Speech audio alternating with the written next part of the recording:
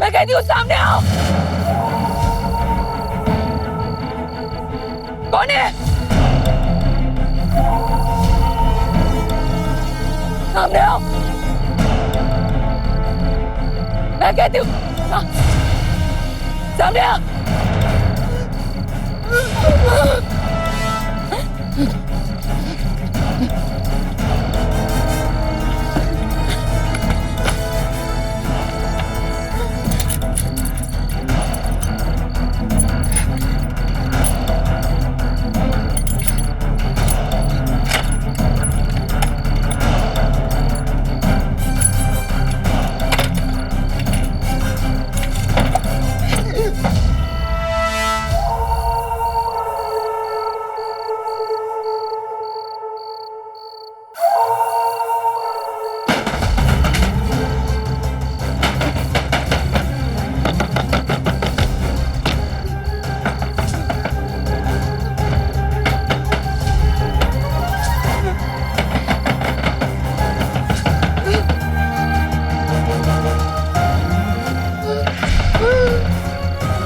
तारीख 25 अक्टूबर सन 2008, समय रात के 10 बजे, स्थान भारत का एक सुदूर गांव। रात के घुप अंधेरे में एक औरत का पीछा करती चंद परछाइयों ने उसे एक दफ्तर में घेर लिया।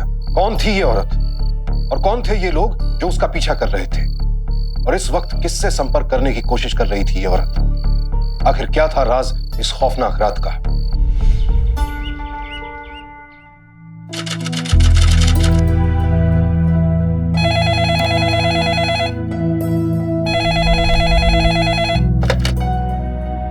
हेलो।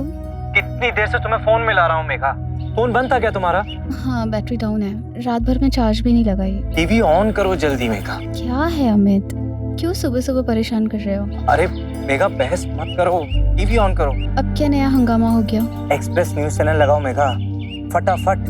हाँ हाँ लगाती हूँ। आदिवासियों के हक के लिए लड़ने वाली जानी मानी समाज सेविका अरुणा सेन की कुछ लोगों ने कल रात हत्या कर दी। हम आपको बता दें कि ये वही अरुणा सेन है जिन्होंने एक समय इस इलाके में चलने वाली कोयला खदानों के खिलाफ मोर्चा खोला था। मेघा, मेघा तुम ठीक हो ना? और जिन्होंने इस इलाके में रहने वाले आदिवासियों को उनकी जमीन का हक दिलवाया था। Megha, are you okay? Hello Megha. अब सवाल ये उठता है कि आखिर क्यों और किसने इस शर्मनाक हत्याकांड को अंजाम दिया है?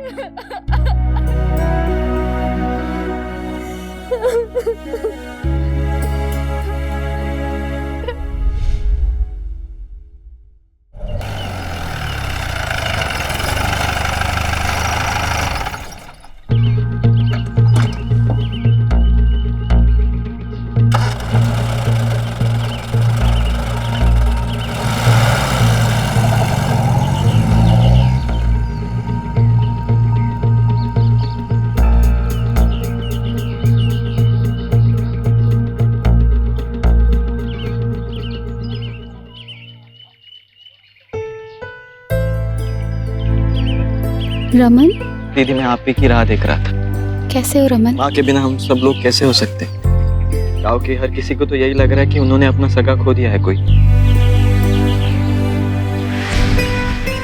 ये अमित है, मेरे साथ काम करता है।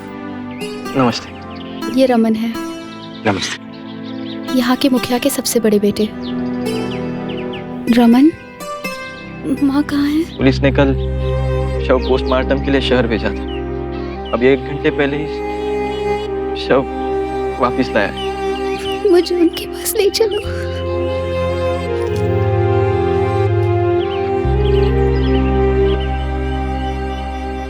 यहाँ पे कोई नजर क्यों नहीं आ रहा? दरअसल बागियों ने धमकी दी है कि गांव का कोई भी आदमी अरुणा माँ की अंत्येष्टि में शामिल नहीं होना चाहिए, वरना वो उनकी हालत भी माँ जैसे करेंगे। बागी कैसे धमकी दे सकते? वो तो माँ की इज्जत करते थे, ये देवी मानते थे। 3 साल में सब कुछ बदल चुका है दीदी। अपना ये गांव वो पुराना वाला गांव नहीं रहा। आइए।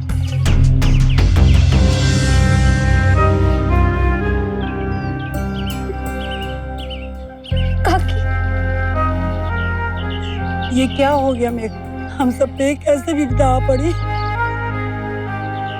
काका बस बेटा बस, भगवान देख रहा है बेटा। दीदी माँ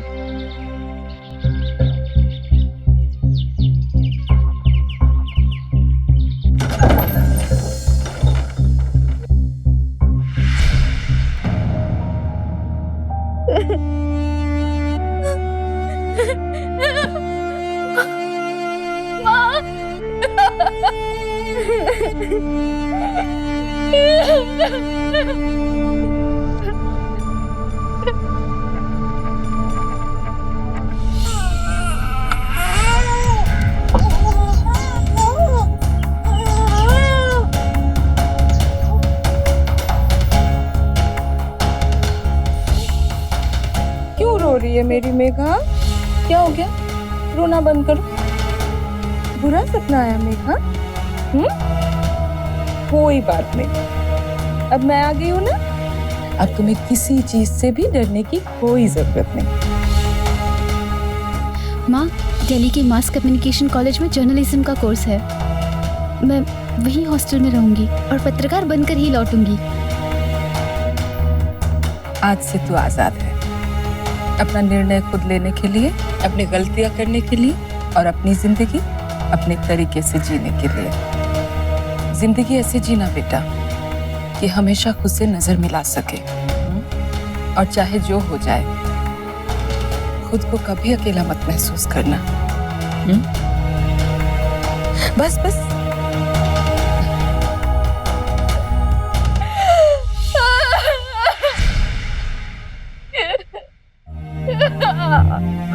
मेघा अरुणा की सगी बेटी तो नहीं थी, लेकिन उनका रिश्ता माँ बेटी से कम भी नहीं था। वही ममता और वही प्यार जो किसी भी पारिवारिक रिश्ते में होता है। और इसीलिए अरुणा माँ की हत्या मेघा के लिए एक ऐसा जख्म था जो कभी भर तो नहीं सकता था, लेकिन हाँ, कातिलों की गिरफ्तारी उस पर मरहम का काम जरूर कर सकती थी। इसलिए मेघा ने संकल्प लिया कि वो किसी भी हालत में अपनी माँ के हत्यारों को पकड़वा कर रहेगी, और इसके लिए उसे चाहे कोई भी जोखिम क्यों ना उठाना पड़े। लेकिन वो ये सब कैसे करती? क्योंकि बागियों की धमकी के बाद अब गांव का कोई भी शख्स उससे बात तक करने को राजी नहीं था। आखिर मेघा इस हत्या की गुत्थी को कैसे सुलझाती, जिसकी कड़ियां इतनी बुरी तरह से उलझी हुई थी? चाकुओं से गोद गोद कर मारा गया आपकी अरुणा मां को। पोस्टमार्टम की रिपोर्ट के अनुसार डेड बॉडी में 22 घाव मिले। हो ना हो, ये बागियों का काम है। जहां पर डेड बॉडी मिली वहां पर बागियों द्वारा लिखे ये पोस्टर फैले हुए थे। और फिर अरुणा जी को मारने के बाद बागियों ने दफ्तर में आग लगा दी और तिजोरी में पड़ा सारा कैश चुरा लिया। वैसे मैं एक बात पूछ सकता हूँ इंस्पेक्टर साहब, कि बागी क्रांति छोड़ के चोरी चकारी कब से करने लग गए? बागी हैं, अब बागियों का कोई ईमान धर्म तो होता नहीं। हाँ, और पुलिस का होता है। बागी और पुलिस दोनों का ईमान धर्म बहुत देखा है इंस्पेक्टर। अब अपनी बात कहिए। इस गांव के आदिवासी उन्हें माँ या देवी करके पुकारते थे। यहाँ तक कि बागी भी उन्हें माँ कह के पुकारते थे। तो मैं ये मानने के लिए बिल्कुल तैयार नहीं हूँ कि बागियों ने उनका खून किया है। आपको बड़ी सहानुभूति इन बागियों से। आपको अंदाजा है ये बागी लोग किस किस्म के होते हैं? है, और आपसे ज्यादा अंदाजा है। आप जिस थाने में बैठे हैं ना, 7 साल पहले इसे और कोयला कंपनी के दफ्तर को बागियों ने बॉम्ब ब्लास्ट में उड़ा दिया था। इतना ही नहीं, बागी ने आपके इंस्पेक्टर को किडनैप किया था, और वो अरुणा माँ थी जिनकी वजह से उसकी जान बची थी। और ये सब मेरे आंखों के सामने हुआ था। माँ ने अपनी सूझबूझ से आदिवासियों को सही रास्ता दिखाया। आदिवासियों ने हिंसा का साथ ना देते हुए जन आंदोलन करने का फैसला किया। 3 साल तक गांव वालों ने कंपनी और सरकार के गलत निर्णय के खिलाफ लड़ाई लड़ी, और उन 3 सालों में गांव वालों ने किसी भी बाहर वाले को यहाँ आने नहीं दिया।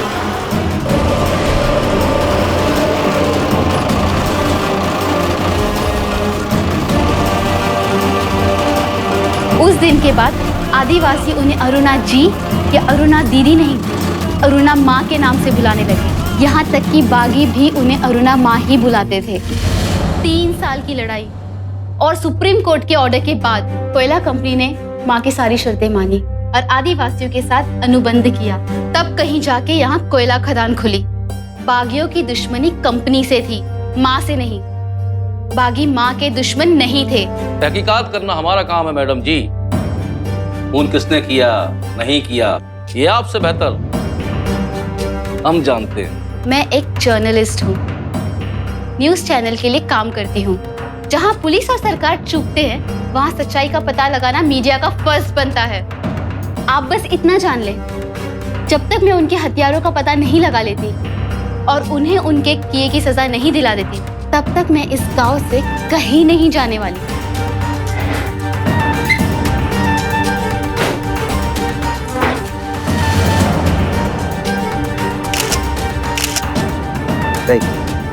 नमस्ते दीदी।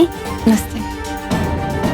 ये कौन है? ये जुटकी है, भतीजी है मेरी। ये सभी हमारे रिश्तेदार हैं, यहीं पास ही के गांव से आए हैं। चलो बेटा जाओ चलो। काका, माँ की किसी के साथ दुश्मनी थी? अब एक हो तो बताऊं बेटा, तुम तो जानती हो ना माँ का स्वभाव, अन्याय उससे बिल्कुल बर्दाश्त नहीं होता था। जहाँ अन्याय देखा उसके खिलाफ खड़ी हो जाती। फिर भी कोई ऐसा व्यक्ति जिससे उन्हें खतरा हो? बसेसर है, खदान में काम करने वाले मजदूरों का नेता। दीदी ये बसेसर एक नंबर का गुंडा है। उसने मजदूर के बस्ती में शराब, वेश्यावृत्ति, जुए जैसे धंधे शुरू किए और जब माँ को उसके इन धंधों के बारे में पता चला तो माँ ने ये सब धंधे बंद करना चाहा और इस वजह से उसने माँ को जान से मारने की धमकी दी और वो भी सब गांव वालों के सामने। श्याम, कमेटी नंबर में तुम माँ के असिस्टेंट थे। बताओ 25 तारीख को क्या हुआ था? उस दिन माँ सुबह से परेशान थी। फिर करीब सुबह 11 बजे माँ ने बोला कि वो कहीं जा रही है। मैंने पूछा आप कहाँ जा रही हो, तो उन्होंने कुछ बताया नहीं। फिर करीब दोपहर को 1 बजे वो वापस आई तो काफ़ी घबराई हुई थी। उस दिन उन्होंने दोपहर का खाना भी नहीं खाया। फिर शाम के 4 बजे वो दफ्तर से निकल गई। फिर कुछ नहीं बताया, बस उस दिन मैंने उन्हें आखिरी बार देखा था। तो उनका किसी के साथ झगड़ा था या कोई दुश्मनी थी? दुश्मनी नहीं थी, पर कंपनी वालों के साथ आए दिन झगड़े होते रहते थे। कंपनी के साथ तो अनुबंध हो रखा था, फिर किस बात का झगड़ा? अनुबंध तो था, पर कंपनी अपने वायदों से मुकर रही थी। कोयला मजदूरों के आने के बाद कंपनी हर योजना का लाभ आदिवासी और मजदूर दोनों पे बांटने पे जोर देने लगी। अब खाने वाले 10 और रोटी 2, पर असल में सिर्फ एक चाल थी। कंपनी किसी को कुछ देना ही नहीं चाहती थी।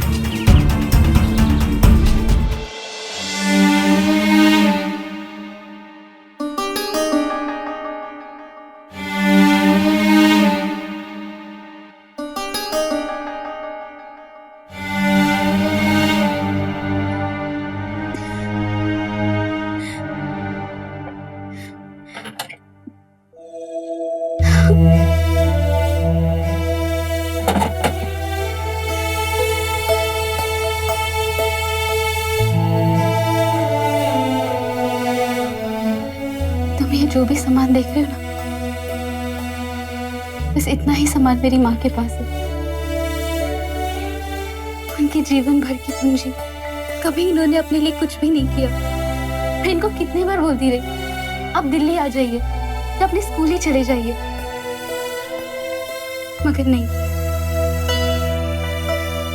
कितने कितने दिन बीत जाते थे, हम बात नहीं कर पाते थे। यहाँ पे काम में बिजी थी और वहां मैं।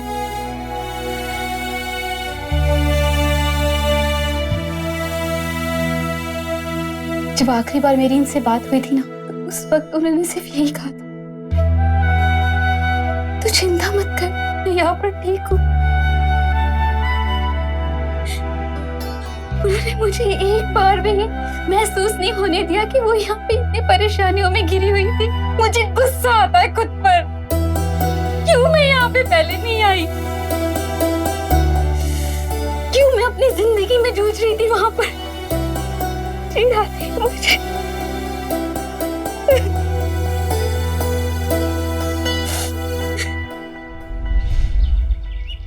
हर कदम पे तो दुश्मन खड़े थे। बसेसर, कंपनी, नेता, बागी, सबके पास अपनी अपनी वजह थी अरुणा जी को नुकसान पहुंचाने। और इस सब में सच क्या है वो कैसे मालूम चले? इस बात की भी तो कोई गारंटी नहीं है ना कि इनमें से ही किसी ने उन्हें मारा हो। चलो कम से कम नाम तो पता चला, आगे और भी बहुत चीज पता चल जाएगी।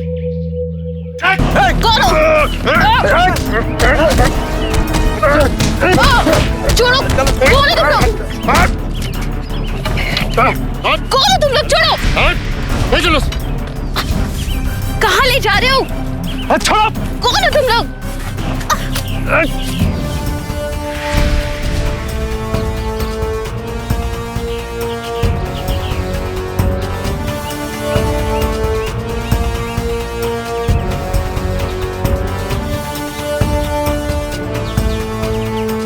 माफ करना बेटा, इसके अलावा और कोई चारा नहीं। आप हमें यहाँ इस तरह उठाकर क्यों ले आए?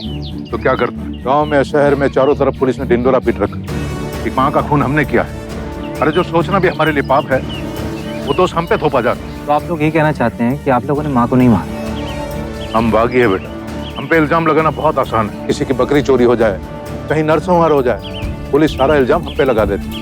और सफाई मांगने वाले हमसे तो कोई आने वाला नहीं। हमने तुम्हें यहाँ कोई सफाई देने के लिए बुलाया। फिर आप हमें यहाँ क्यों ले आए? सचेत करने के लिए, ये बताने के लिए कि जिस चाकू से माँ की हत्या हुई है, वो चाकू आदिवासी पारंपरिक हथियारों में से। ये बात पुलिस को भी पता और अब तो हम तक भी पहुंच गई, लेकिन फिर भी अब तक पुलिस ने कोई कार्रवाई नहीं की। आप कहना क्या चाहते हैं? माँ को मारने वाला कोई अपना ही था, गांव में से कोई।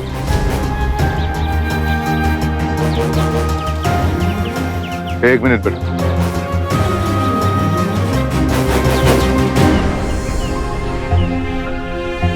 ये लो बेटा, रख लो इसे। नहीं, मुझे नहीं चाहिए। रख लो बेटा, तुम्हारे काम आए। तुम्हारे चारों तरफ खतरा है, भगवान ना करे इसकी जरूरत पड़े, पर अगर पड़ गई तो रख लो मैं।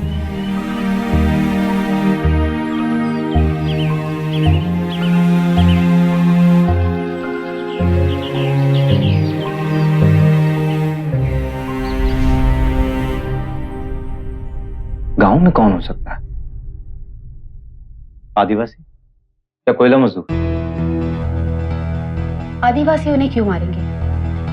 जब 3 साल पहले कंपनी के साथ अनुबंध बना था तो माँ खुद गांव छोड़कर जाना चाहती थी और आदिवासियों ने ही उन्हें रोका था और उन्हें अपने कमेटी का अध्यक्ष बनाया।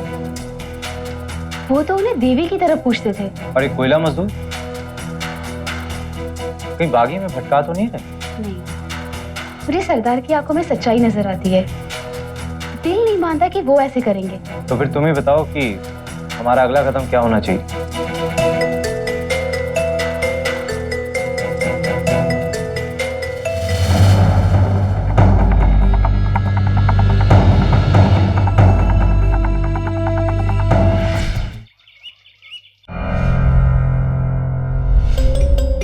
दीदी बात सुनिए, दीदी बात सुनिए, दीदी बात तो सुनिए, दीदी आप क्या करने जा रही हो? आप जानते हो कि बसेस सही आदमी नहीं है, फिर भी आप उससे मिलने जा रही हो, वो भी उसी के बस्ती में। डरो मत रमन, मैंने इसके पहले भी कई जोखिम भरे इंटरव्यू किए हैं। हमें पता है कि हम क्या कर रहे हैं और क्या नहीं। दीदी पर इसमें कोई बड़ी बात नहीं है कि बसेस सर ने माँ को। फिर तो और भी कारण बनता है उससे मिलने का। दीदी आपकी जान।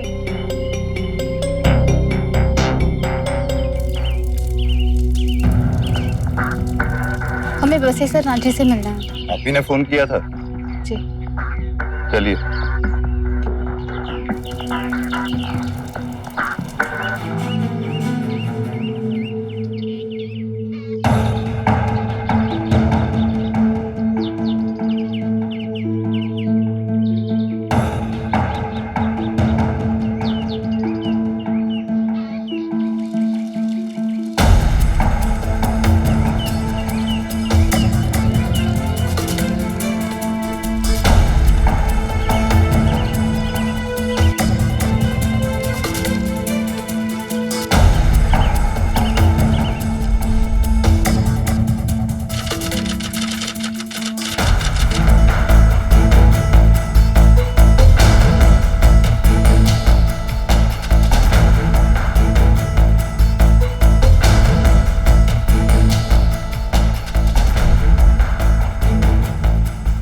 तो आप हैं मेघा जी और आप अमित हैं? जी। पूछिए, क्या पूछने आई हैं आप? मैं अरुणा माँ की हत्या के बारे में आपसे कुछ पूछना चाहती हूँ। मेरी बस्ती में आकर मेरे से अरुणा जी के बारे में सवाल पूछना चाहती हैं? हाँ। रात देनी पड़ेगी आपकी तो। अभी तक ऐसी हिम्मत किसी ने नहीं की। आज तक तो पुलिस भी नहीं आई। वैसे पता तो चल गया होगा आपको, मेरे और अरुणा जी के संबंध अच्छे नहीं थे, बार बार झगड़े होते थे हमारे। मैंने तो जान से मारने की धमकी भी दी थी। ये सब तो पता ही होगा आपको। जी। तो फिर और क्या पूछने आई? ये देखिए, ये अरुणा माँ के मोबाइल फोन के रिकॉर्ड्स हैं। 25 तारीख ठीक 10 बजे आपने उनसे बात की थी। ये आप ही का नंबर है ना? काफी पक्की तैयारी के साथ आए हैं आप लोग। बाहर का रास्ता याद है ना? यहाँ तक तो आ गई हैं आप। वापस निकल पाएंगी? 25 तारीख की सुबह अरुणा माँ से आपकी क्या बात हुई थी? हरी अरुणा माँ को नहीं मारा मैंने। मैं लेबर लीडर, मजदूरों का लीडर। जिस तरीके से मुझे बदनाम किया गया कि मैं गुंडा हूँ, इस बस्ती के सारे काले धंधे मैं चलाता, वो सब झूठ। मैं सिर्फ अपने मजदूरों के हक की लड़ाई लड़ता हूँ, जो कि इस बस्ती का बच्चा बच्चा जानता है। अगर आपने अरुणा माँ को नहीं मारा तो मेरे सवाल का जवाब दीजिए। 25 तारीख की सुबह अरुणा माँ से आपकी क्या बात हुई थी? आप मान सकती हैं तो मानिए, आपकी माँ मेरी मदद चाहती थी। वो इस बस्ती में आकर मुझसे मिलना चाहती थी। अरुणा माँ को आपसे मदद की जरूरत क्या पड़ गई? कोई बड़ा भांडा फोड़ना चाहती थी और बहुत डरी हुई थी। यहाँ तक कि फोन पे उनकी आवाज में डर सुनाई पड़ रहा था। वो उस दिन यहीं खड़ी थी, 25 तारीख की सुबह को, जहां अभी आप खड़ी। तो मैंने उनकी मदद भी की। मैं खुद उनके साथ बस्ती गई। अरुणा जी 25 की सुबह भैया के साथ यहाँ आई थी और ये बाजू वाले मनोहर ड्राइवर के बारे में कुछ जानना चाहती थी। मनोहर कोयला कंपनी में ट्रक चलाने का काम करता था। वो यहाँ अपने परिवार के साथ रहता था। कुछ 15 दिन पहले उससे एक एक्सीडेंट हो गया, जिसमें एक कंपनी का इंजीनियर सुभाष कश्यप मारा गया। तभी से मनोहर और उसका परिवार यहाँ से फरार है। माँ आपसे क्या जानना चाहती थी? यही कि मनोहर कैसा आदमी था, किन लोगों के साथ उसका उठना बैठना था, एक्सीडेंट वाले दिन कोई उससे मिलने आया था या नहीं, जिस दिन एक्सीडेंट हुआ उस दिन उसका परिवार कब फरार हुआ। तो आपने उन्हें क्या बताया? सच बताया। एक नंबर का बेवड़ा आदमी था मनोहर। गलत लोगों के साथ उसका उठना बैठना था। घर पर भी बीवी के साथ रोज झगड़ा करता था। इतना तो मुझे याद नहीं कि उनसे कौन कौन मिलने आया था। जिस दिन एक्सीडेंट हुआ मैं 5 बजे घर आ गई तो ये ताला यहाँ लग चुका था। बस इतनी ही बात की अरुणा जी ने उस दिन, और फिर चली गई। कभी कुछ 12:30 बजे मैंने उस दिन अरुणा जी की मदद की थी और आज आपकी भी कर रहा हूँ, क्योंकि मैं नहीं चाहता कि आदिवासियों और मजदूरों के बीच झगड़ा बढ़े। और हो सके तो आप अपने आदिवासी भाइयों को जरा समझाइएगा। हमारा आदमी आपको यहाँ से बाहर तक छोड़ दे। धन्यवाद। धन्यवाद। जैसे जैसे वक्त बीतता जा रहा था, इस केस की पेचीदगियां और भी बढ़ती जा रही थी। अरुणा माँ के हत्यारों का तो दूर, अब तक उनके दुश्मनों का भी ठीक से पता नहीं चल पाया था, ताकि उन्हें शक के दायरे में लिया जा सके। ऐसे में मेघा और अमित के लिए इस कत्ल से जुड़े सुरागों को ढूंढना एक बहुत बड़ी चुनौती बन गई थी। इसी दौरान 2 नए किरदारों के नाम इस केस से जुड़ने लगे।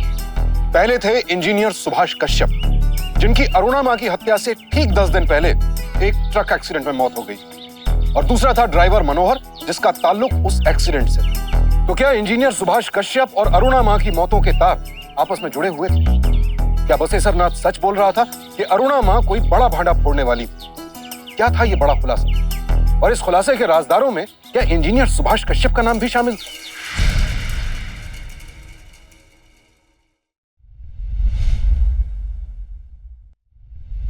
मैं आपको सिर्फ 10 मिनट दे सकता हूँ, वो भी सिर्फ इसलिए क्योंकि मैं अरुणा जी की बहुत इज्जत करता था। अरुणा माँ को जो भी कंपनी से काम होता था तो क्या वो आपसे मिलती थी? जी हाँ। आपकी कंपनी के माइनिंग इंजीनियर सुभाष कश्यप। स्वर्गीय। जी, स्वर्गीय सुभाष कश्यप। उनको कोई भी काम होता था कंपनी से रिलेटेड तो क्या वो अरुणा माँ से मिलने जाते थे? देखिए, मुझे इस बारे में तो कोई जानकारी नहीं है। ये लीजिए, अरुणा माँ के मोबाइल फोन के रिकॉर्ड्स हैं। सुभाष कश्यप के एक्सीडेंट के ठीक 1 महीने पहले कम से कम 20 दफा बात हुई थी उन लोगों के बीच में। आप मुझे बता सकते हैं क्या क्या बातें हुई थी?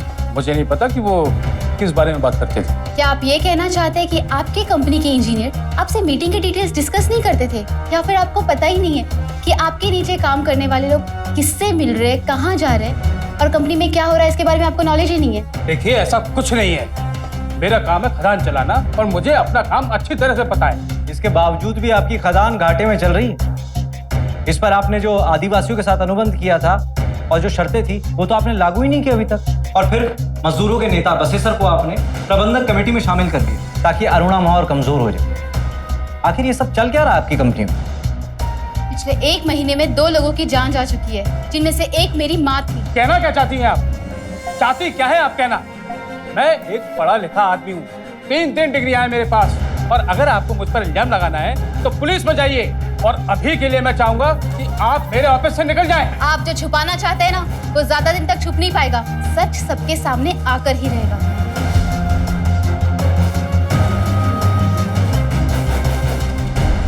हाँ दीदी, सुभाष कश्यप नाम के इंजीनियर को मैंने 1 से 2 बार दफ्तर में आते जाते देखा है। और उनके साथ एक और इंजीनियर आया करती थी, कोमल नाम था उनका।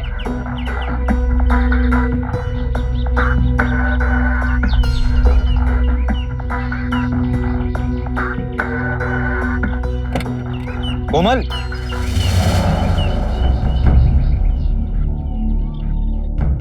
कोमल, मैं मेघा हूँ, अरुणा माँ की बेटी, और ये अमित है। कोमल, मुझे अरुणा माँ के बारे में कुछ जानना था। क्या जानना चाहते हैं आप लोग? सच, मेरा हक बनता है सच पर।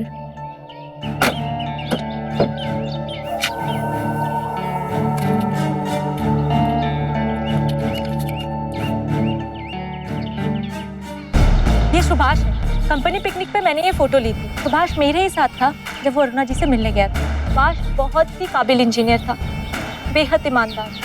नौकरी शुरू करने के 1 महीने के अंदर ही वो समझ गया था कि हर महीने कई 100 टन कोयले की चोरी हो रही है और इसीलिए कंपनी घाटे पे चल रही थी।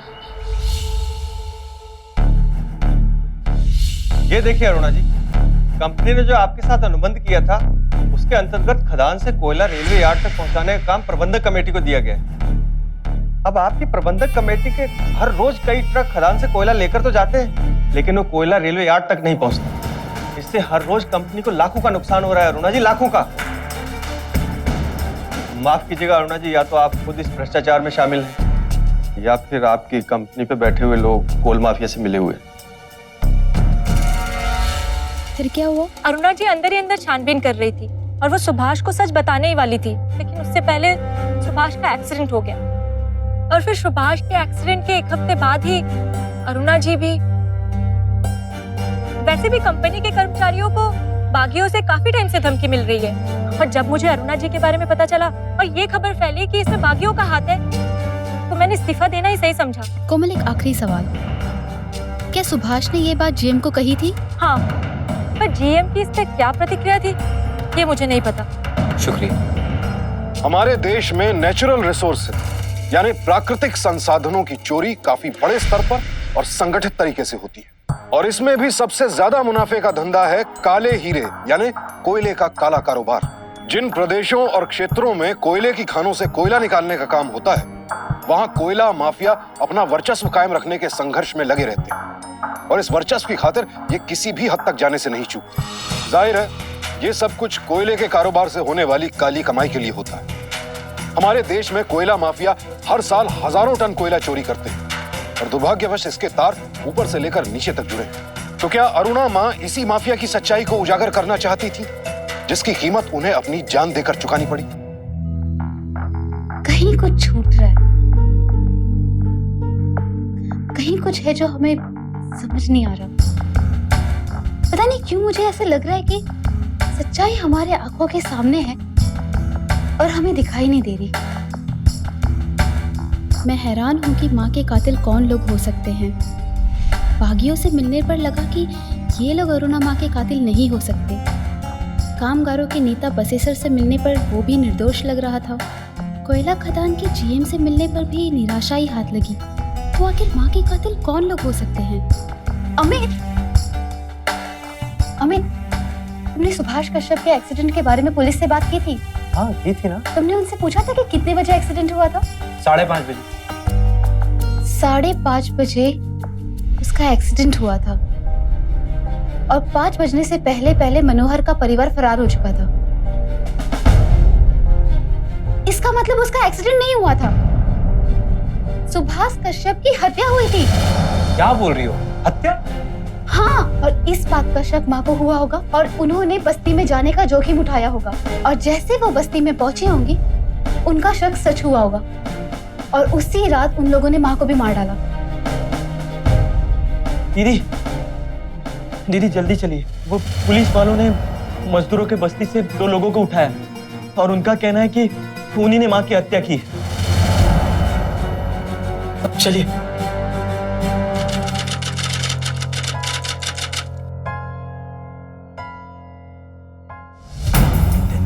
इंस्पेक्टर साहब, ये क्या है? मैडम जी आपने आने में देर कर दी, गांव वाला इकट्ठा हो गए, आक्रोश ने दोनों को मार डाला। ऐसे कैसे हो सकता है?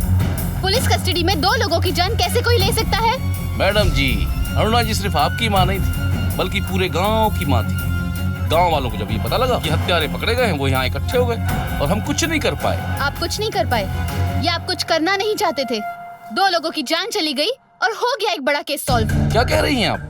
मुझे तो कुछ समझ में नहीं आ रहा। केस बंद हो गया? मैं एक जर्नलिस्ट हूँ, आए दिन में रोज एक ऐसे केसेस देखती रहती हूँ।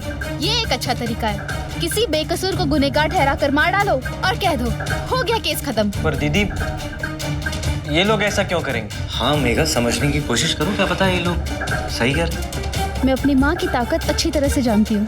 कोई भी ऐरा गहरा उनकी हत्या नहीं कर सकता जब तक कि उसके पीछे किसी बड़े ताकतवर इंसान का हाथ ना हो। एक पुलिस वाले के लिए भले ही ये केस खत्म हो गया हो, मगर मेरी तलाश अभी भी जारी है और मैं इसकी तह तक जाकर ही रहूंगी। मेरी माँ का कातिल इतनी आसान सांसें नहीं ले पाएगा।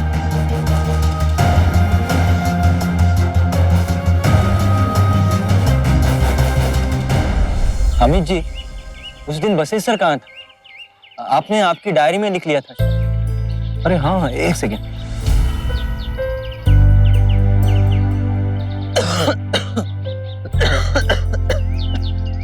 खराश है शायद।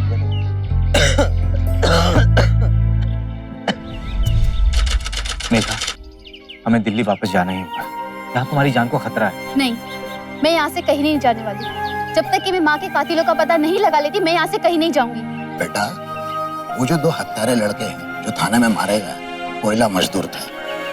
अब सारे मजदूर हमारी जान के पैसे फिर रहे हैं और वो बसेसर, उसके आदमी जगह जगह पिस्तौल लिए घूम रहे हैं। पर काका, मैं पागलों जैसी बातें मत करो मेघा, हमें यहाँ से जाना ही होगा। हमारे यहाँ रुकने पे हालात बिगड़ रहे, सुधर नहीं रहे। और फिर जब मामला शांत हो जाएगा तो वापस आ जाएंगे ना। देखो, इस वक्त यहाँ पे रुकना ठीक नहीं। मुझे जान की परवाह नहीं है, मुझे बस ये लड़ाई लड़नी है, फिर चाहे अंजाम जो भी हो। लड़ो लड़ो, लेकिन दिल्ली जाके लड़ो ना। अब ये जगह तुम्हारे लिए सुरक्षित नहीं है बेटा।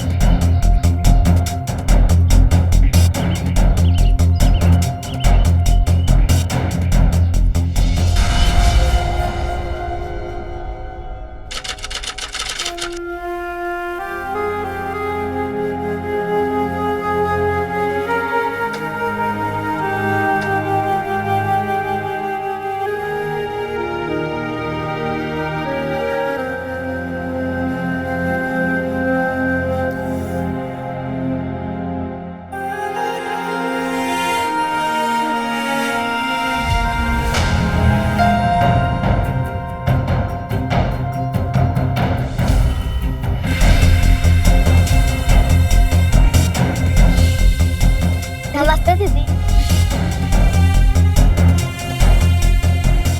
लेकिन ऐसा भी तो हो सकता है कि माँ ने ये घड़ी लड़की को गिफ्ट की हो। नहीं, ऐसा बिल्कुल नहीं हो सकता, क्योंकि ये मैंने अपनी फर्स्ट सैलरी से माँ को गिफ्ट की थी और माँ के लिए बेहद इंपॉर्टेंट थी। कहीं उनसे गुम हो ना जाए, इसीलिए उन्होंने तिजोरी में संभाल कर रखी थी। ओह माय गॉड, अब मुझे सारा खेल कुछ कुछ समझ में आ रहा है। कैसा खेल? जिसने माँ को मारा, तिजोरी लूटी और ऑफिस में आग लगाई, उसी के पास ये घड़ी हो सकती है। और ये तो रमन की भतीजी है, रमन ने उसे घड़ी दी है। तुम कहना चाहती हो कि सरयू और रमन? लेकिन ऐसा भी तो हो सकता है कि हत्यारे ने घड़ी बाजार में बेच दी हो या किसी को दे दी हो, फिर घड़ी वापस उस लड़की के पास आ गई। हो सकता है, पर ऐसा है नहीं। प्रबंधक कमेटी में माँ के अलावा कौन कौन है? सरयू, बसेसर, आदिवासी और पंच। इनमें से ऐसा कौन है जिनका गांव में रुतबा है, जो ट्रक ड्राइवर और कोयले के ट्रक को काबू में रख सकता है? सरयू और बसेसर, क्योंकि वो जानते थे कि हम ऐसा बिल्कुल भी नहीं सोच सकते कि आदिवासी कुछ ऐसा कर सकते हैं, क्योंकि आदिवासियों के लिए तो माँ देवी थी और बसेसर की तरफ शक की सुई मोड़ना उनके लिए आसान था। और क्यों और कैसे? और वो सुभाष कश्यप की हत्या, कोयला माफिया, कंपनी के जिम का चौथा, उस सबका क्या? उन सब सवालों का ही तो जवाब हमें ढूंढना है।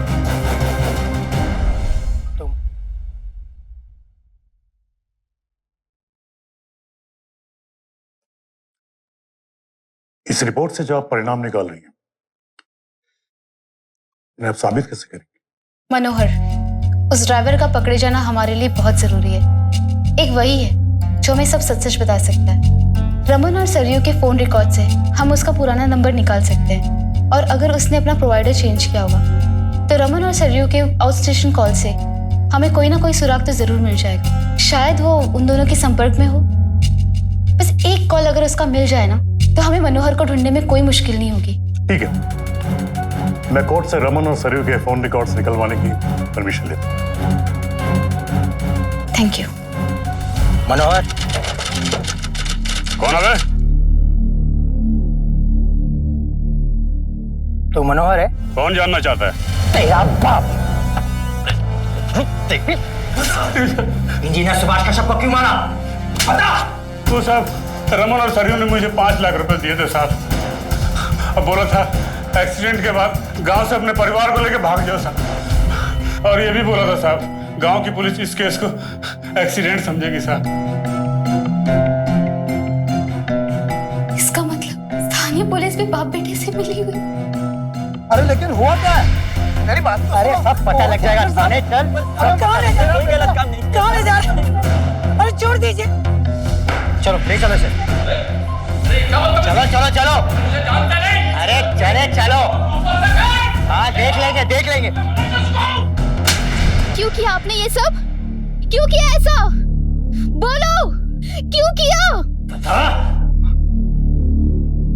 बाकी सब आदिवासियों की तरह हमें भी अपनी जमीन का मुआवजा मिला था। हमारी जमीन का तो पट्टा भी बड़ा था। 25 लाख रुपए मिले थे उस वक्त। हमने सोचा इतने सारे पैसे तो कभी खत्म ही नहीं होंगे, लेकिन धीरे धीरे आदतें बनती गई, अय्याशियां बढ़ी। धीरे धीरे सारे पैसे खत्म हो गए। पता ही नहीं, सारे पैसे खत्म हो गए। प्रबंधक कमेटी में काम करते वक्त माँ ने हमें सब कुछ सिखाया था। कोयले की खदानों से लेकर रेल यार्ड तक का ट्रांसपोर्टेशन हम संभालते थे। और फिर 1 साल पहले इंस्पेक्टर ने हमें थाने बुलाया। इंस्पेक्टर को हमारी माली हालत के बारे में पता था। उसने हमें समझाया कि सरयू, ये कोयले की नहीं, सोने की खदान है। तुम करोड़ों कमा सकते हो। यहाँ बैठकर लाखों के लिए रो रहे हो। पर कैसे?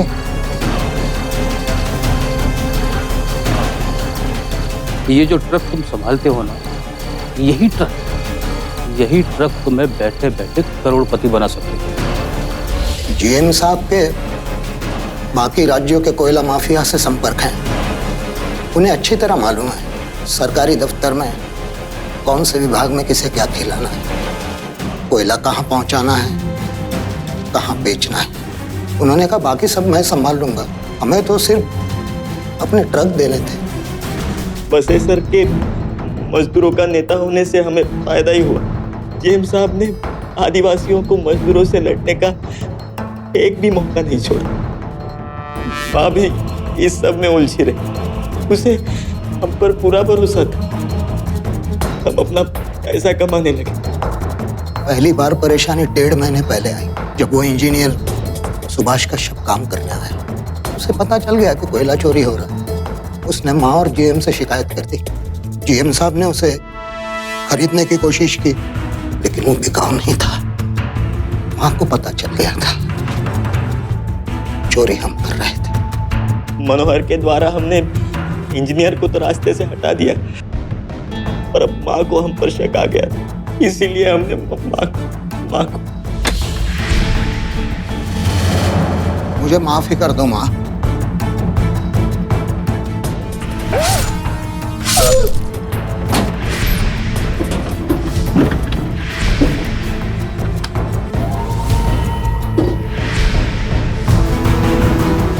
रमन,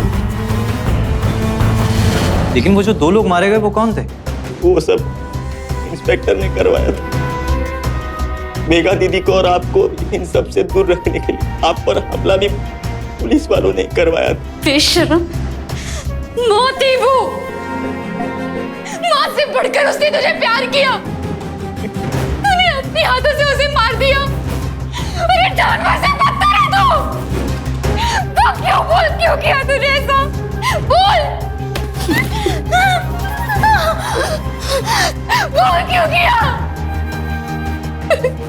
मेघा ने अपनी माँ के हत्यारों को पकड़वा तो दिया, लेकिन इस कत्ल की जो निर्मम सच्चाई सामने आई उसने मेघा सहित पूरे गांव को झकझोर कर रख दिया। लालच और नीचता में डूबे सरयू और उसके बेटे रमन को उनके किए की सजा मिली। अदालत ने उन्हें अरुणा सेन और सुभाष कश्यप की हत्या के जुर्म में उम्र कैद की सजा सुनाई। रमन के रिश्तेदार सुभाष कश्यप के हत्यारे मनोहर और गांव के स्थानीय इंस्पेक्टर को भी उन 2 युवकों की हत्या के जुर्म में उम्र कैद की सजा सुनाई गई। इतने दर्दनाक हादसे से गुजरने के बाद भी आदिवासियों के प्रति मेघा का रवैया हमेशा आदरपूर्ण और स्नेह भरा रहा और उसने अपनी मां के आदर्शों पर चलते हुए अरुणा सेन के नाम से एक सामाजिक संगठन बनाया जो आज भी आदिवासियों के हितों के लिए काम कर रहा है। लेकिन यह देश में भ्रष्टाचार और भ्रष्टाचारियों के बढ़ते प्रभाव का ही संकेत है कि उनके खिलाफ आवाज उठाने वालों को अक्सर अपनी जान से हाथ धोना पड़ता है। और यह स्थिति किसी एक राज्य की नहीं है। भ्रष्टाचार और व्यवस्था की खामियों के खिलाफ आवाज उठाने वाले लोग, जिन्हें विसल ब्लोअर्स भी कहा जाता है, आज पूरे देश में उन पर खतरा मंडरा रहा है। और इसकी बड़ी वजह यह है कि ऐसे लोगों की सुरक्षा के लिए ना तो अलग से कोई कारगर संस्था है और ना ही प्रावधान। ऐसे में बेहद जरूरी है कि सरकार विसल ब्लोअर्स की सुरक्षा के पुख्ता इंतजाम करे और साथ ही हमारी जिम्मेदारी भी कि हम इन लोगों का उसी बहादुरी से साथ दें जिस बहादुरी से ये लोग करप्शन के खिलाफ लड़ रहे हैं। तभी अरुणा सेन जैसी बहादुर महिलाओं की लड़ाई मुकम्मल हो। इसी उम्मीद के साथ अब मैं सुशांत सिंह आपसे विदा लेता हूं। कल फिर मुलाकात होगी ऐसी ही एक और बेमिसाल सच्ची कहानी के साथ। देखते रहें सावधान इंडिया, सॉफ्ट फाइट।